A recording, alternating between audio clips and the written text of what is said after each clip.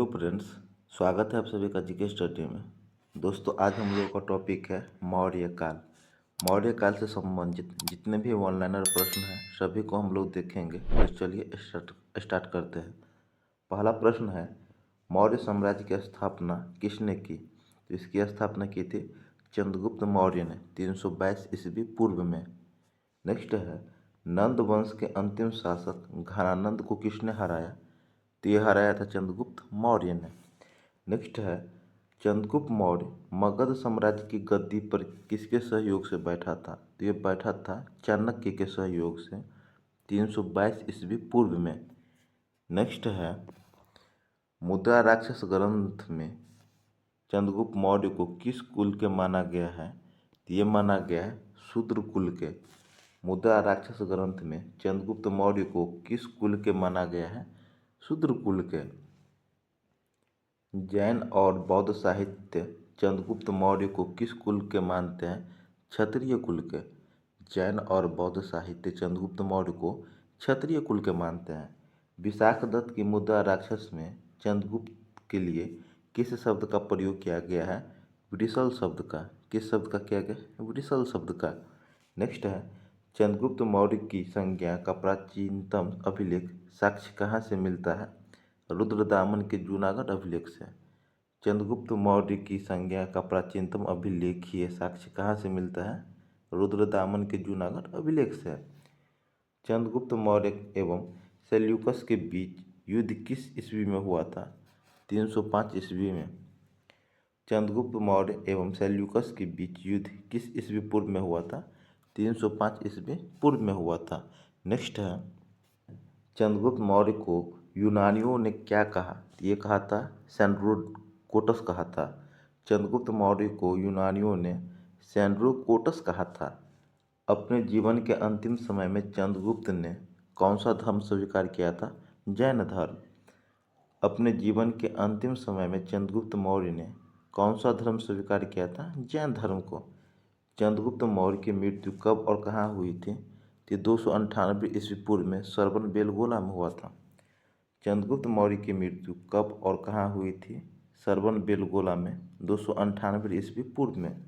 पाटलिपुत्र को किस मौर्य शासक ने सर्वप्रथम अपनी राजधानी बनाया था? चंद्रगुप्त मौर्य ने। नेक्स्ट है, कौटिल्य की पुस्तक का नाम क्या था? अर्थशास्त्र। कौटिल्य की पुस्तक का नाम क्या था? अर्थशास्त्र था।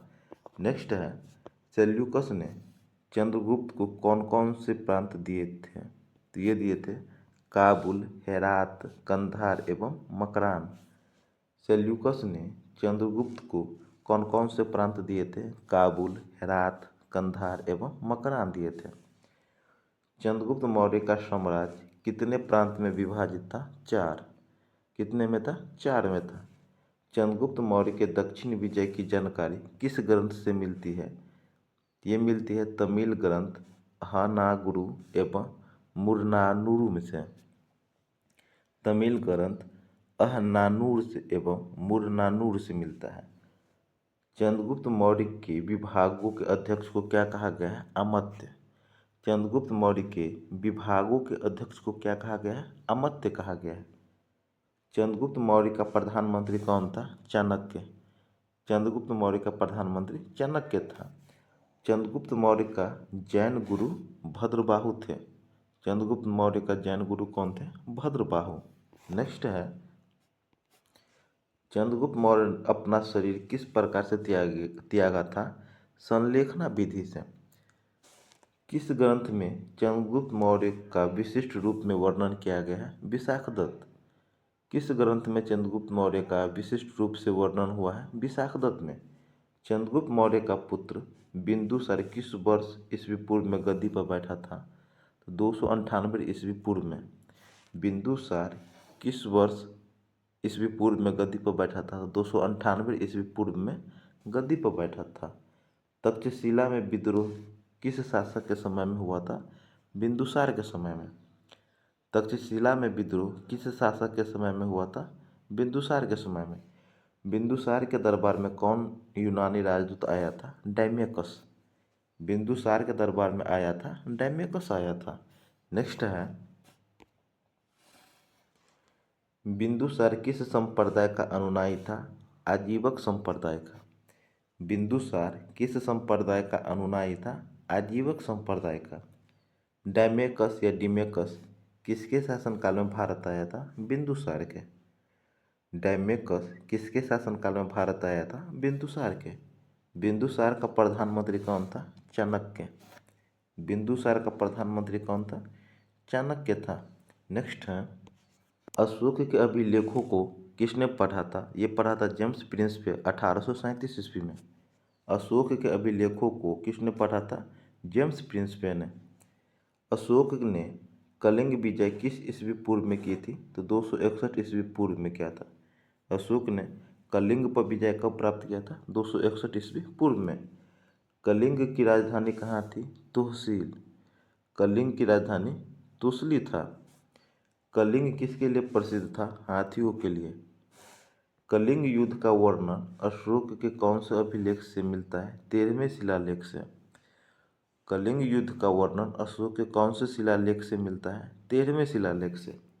उत्तरांचल में अशोक का एक शिलालेख स्थित है, कालसी में। उत्तरांचल में अशोक का एक शिलालेख स्थित है, कालसी में स्थित है। अशोक ने नेपाल में कौन सा नगर बसाया? ललितपत्तन नगर। अशोक ने नेपाल में कौन सा नगर बसाया था? ललितपत्तन नगर ने। नेक्स्ट है, कलिंग युद्ध के बाद अशोक ने भीरी घोष त्याग कर कौन सा घोष अपनाया था? धम्म घोष। कौन सा? धम्म घोष अपनाया था। अशोक की कर नीति की जानकारी किस अभिलेख से मिलती है? रुमनदेई अभिलेख से। किस अभिलेख से? रुमनदेई अभिलेख से। अशोक बौद्ध धर्म अपनाने से पहले किसका पूजा करता था? भगवान शिव का। अशोक को किसने बौद्ध धर्म में दीक्षित किया? उपगुप्त ने। किसने? उपगुप्त ने। अशोक की माता का नाम क्या था? सुभद्रांगी। क्या नाम था? सुभद्रांगी था। नेक्स्ट क्वेश्चन देखेंगे, अशोक ने बौद्ध धर्म के प्रचार के लिए किसको श्रीलंका भेजा था? तो पुत्र महेंद्र और पुत्री संघमित्रा को। मौर्य वंश ने कितने वर्ष तक शासन किया था? लगभग 137 वर्ष तक। मौर्य वंश ने कितने वर्ष तक शासन किया था? लगभग 137 वर्ष तक। मौर्य वंश का अंतिम शासक कौन था? बृहदत्त था। मौर्य वंश का अंतिम शासक कौन था? बृहदत्त था। अशोक के अधिकांश अभिलेख किस लिपि में लिखी गई है? प्राकृत व ब्राह्मी लिपि में। अशोक के अधिकांश अभिलेख किस लिपि में लिखी गई है? प्राकृत व ब्राह्मी लिपि में। बृहद शिलालेखों की संख्या कितनी है? 14। बृहद शिलालेखों की संख्या 14 है। चाणक्य का अन्य नाम क्या था? विष्णुगुप्त। चाणक्य का अन्य नाम क्या था? विष्णुगुप्त था। नेक्स्ट क्वेश्चन देखेंगे, नेक्स्ट है, मैकियावेली के प्रिंस की तुलना किससे की जाती है? कौटिल्य के अर्थशास्त्र से। मैकियावेली के प्रिंस की तुलना किससे की जाती है? कौटिल्य का अर्थशास्त्र से। मुद्रा राक्षस का लेखक कौन थे? विशाखदत्त। मुद्रा राक्षस के लेखक कौन थे? विशाखदत्त थे। सौंदरानंद किसकी रचना है? अश्वघोष की।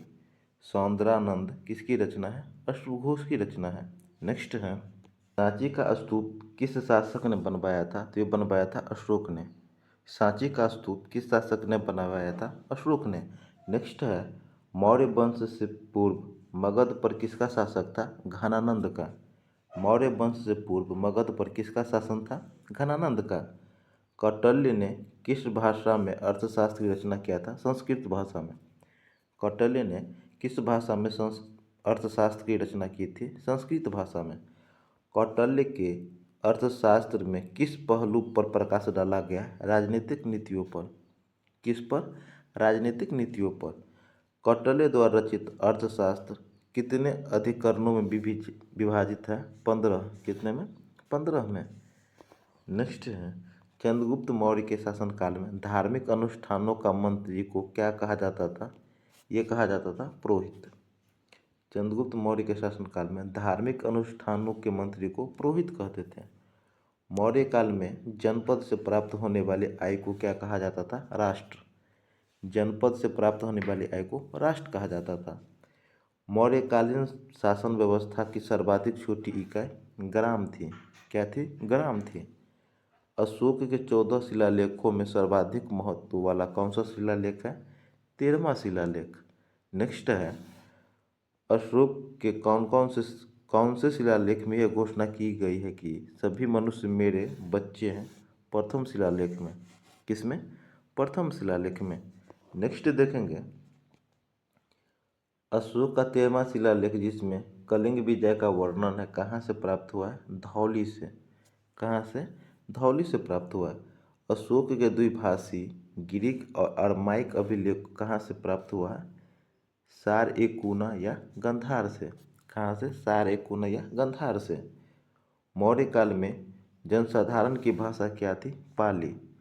मौर्य काल में जनसाधारण की भाषा पाली था। मौर्य साम्राज्य में प्रचलित मुद्रा का नाम क्या था? पन था। क्या था? पन था। नेक्स्ट है, मौर्य काल में शिक्षा का सर्वाधिक प्रसिद्ध केंद्र कौन था? तक्षशिला था। मौर्य काल में शिक्षा का सर्वाधिक प्रसिद्ध केंद्र तक्षशिला था। नेक्स्ट है, किस मौर्य राजा ने दक्कन पर विजय प्राप्त की थी? चंद्रगुप्त मौर्य ने। किसने? चंद्रगुप्त मौर्य ने। नेक्स्ट क्वेश्चन देखेंगे, किस जैन ग्रंथ में चंद्रगुप्त मौर्य के जैन धर्म अपनाने का उल्लेख मिलता है? ये मिलता है परिशिष्ट परिवर्तन में। किस जैन ग्रंथ में चंद्रगुप्त मौर्य के जैन धर्म अपनाने का उल्लेख मिलता है? परिशिष्ट परिवर्तन में। किस महीने से चंद्रगुप्त मौर्य का राजकोषीय वर्ष आरंभ होता था? आषाढ़ से। किस महीने से मौर्य का राजकोषीय वर्ष आरंभ होता था? आषाढ़ से। तो दोस्तों, आज का टॉपिक हम लोग का कंप्लीट हुआ। ये टॉपिक कैसा लगा हमें कमेंट करके ज़रूर बताइएगा। अच्छा लगा हो तो लाइक कीजिएगा, कमेंट कीजिएगा और चैनल पर नहीं तो सब्सक्राइब कीजिएगा। मिलते हैं नेक्स्ट टॉपिक में, तब तक के लिए जय हिंद, जय भारत।